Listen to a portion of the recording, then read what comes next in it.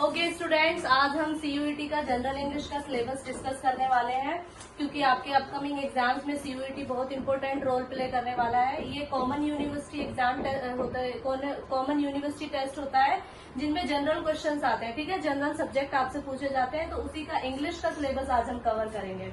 ठीक है, चलिए देखते हैं।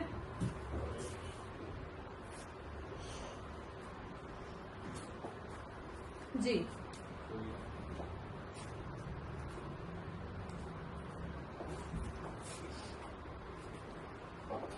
ये हमारा इंग्लिश का सिलेबस है सीयूईटी का। ठीक है, देखिए इसमें जो हमारे 3 टाइप के पैसेज आते हैं, रीडिंग कॉम्प्रिहेंशन जिसको बोलते हैं, या आपने 12th क्लास में अनसीन पैसेज किए होंगे। फैक्चुअल पैसेज आते हैं, नैरेटिव पैसेज आते हैं और लिटरेरी पैसेज आते हैं। ठीक है, और उसके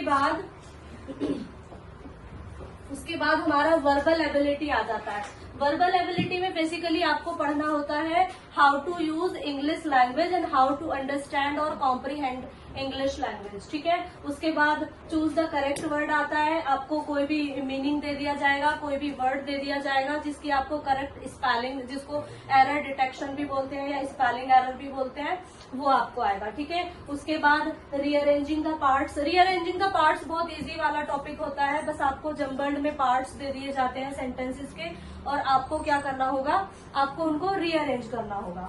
उसके बाद हमारा आता है एंटोनियम एंड सिनोनियम और वोकैबुलरी। देखिए एंटोनियम सिनोनियम में और वोकैबुलरी में हमारा यहाँ पे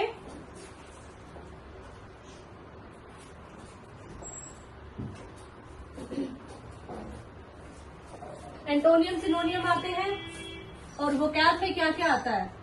वोकैब में आपका मीनिंग आ जाएगा,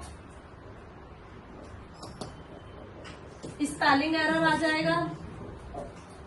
ठीक है, उसके बाद आपका ऑड वन आउट आ जाएगा।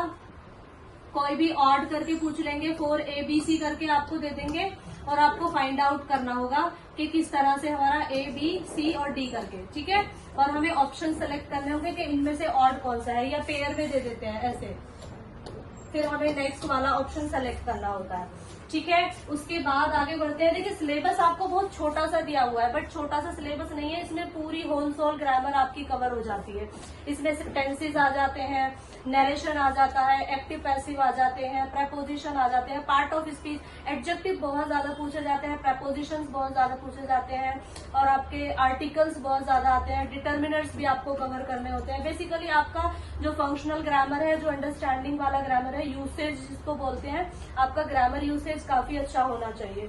ठीक है, उसके बाद हम आगे चलते हैं। देखिए मीनिंग ऑफ वर्ड वही है हमारा कि पैसेज में इसको पूछ लेते हैं। फिर उसके बाद एंटोनियम सिनोनियम वाला पार्ट है। Synonym and antonym questions will assess one's mastery of English language. ठीक है, इस तरह के एंटोनियम सिनोनियम पूछे जाएंगे जो आपको पता लगाएंगे कि आपकी इंग्लिश लैंग्वेज पे मास्टरी कितनी अच्छी है। ठीक है, उसके बाद आपका रीअरेंजिंग जो ऊपर लिखा हुआ था वही सब है ये।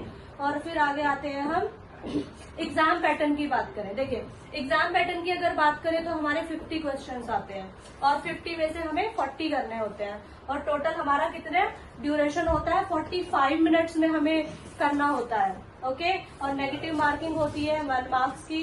ठीक है, आगे चलते हैं जी। ये रहा इंग्लिश में से टोटल नंबर ऑफ क्वेश्चन 50 होते हैं, हमें आउट ऑफ 40 करने होते हैं जी। ठीक है, और हमारा 200 मार्क्स का, आप यकीन नहीं करेंगे, कट ऑफ 200 आउट ऑफ 200 तक भी जाती है, क्योंकि पेपर उतना डिफिकल्ट नहीं आता। 12th लेवल का आता है, जनरल इंग्लिश आती है। ठीक है, उसके बाद हम थोड़ा सा एक ब्लूप्रिंट जिसको बोलते हैं वो रेडी कर लेते हैं कि कौन सी यूनिट से कितने क्वेश्चन आते हैं, मतलब प्रोबेबिलिटी कितनी होती है। चलिए देखते हैं। देखिए रीडिंग कॉम्प्रिहेंशन हमारी आरसी आती है, जिसमें से 84 क्वेश्चन आते हैं। तो आपको चाहिए कि आप आरसी की प्रैक्टिस बहुत अच्छे से करें। डेली बेसिस पे आप एक छोटा सा पैसेज पिक कर लें। अभी तो बहुत टाइम है, आपका बहुत अच्छे से हो सकता है। अगर आपकी पैसेज में इतनी अच्छी पकड़ नहीं है तो आप उसको अच्छे से प्रैक्टिस कर सकते हैं। डेली एक छोटा सा पैसेज ऑनलाइन पिक कर लें, या मैं आपको, अगर आपको चाहिए तो कमेंट कर दीजिएगा, मैं आपको उसका PDF शेयर कर दूंगी। ठीक है, उसके बाद वोकैबुलरी से आते हैं हमारे 8 to 10 क्वेश्चन, 8 से 10 क्वेश्चन हमारे वोकैबुलरी से आते हैं। फिर हमारा जो ग्रामर, जो फंक्शनल ग्रामर होता है, जिसमें टेंसेज और नरेशन, एक्टिव पैसिव और ये सारी चीजें जो होती हैं, उससे 3 से 5 क्वेश्चन आते हैं, 3 से 5 क्वेश्चन आते हैं। फिर चूज द करेक्ट आता है हमारा। चूज द करेक्ट भी हमारा उसी पे बेस्ड होता है, जो हमारी ग्रामर होती है, जिसको हम पढ़ रहे होते हैं, प्रेजेंट, पास्ट, फ्यूचर और ये सारे टेंसेज, और हमारा फंक्शन जो होता है, और रीअरेंजिंग आते हैं हमारे 3 से 5 क्वेश्चन। ठीक है, बस ये था हमारा सिलेबस। और इसके अलावा मैंने अभी अपने चैनल पे आपको टेंसेस का मेरा सीरीज चल रहा था, और बहुत जल्दी मैं आपको नरेशन कराने वाली हूँ। ऐसे ही इंशाल्लाह हम 1-1 करके सारे टॉपिक्स कवर कर लेंगे। ठीक है, थैंक यू।